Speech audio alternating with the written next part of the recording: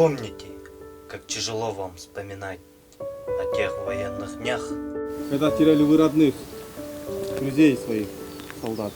О том, как били вы врага и не жалея сил. В атаках с ночи до утра свой прикрывали тыл. О том, как раненых бойцов тащили на себе.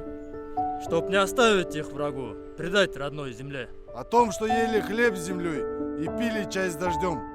Как ждали почты полевой, глоток воды живой.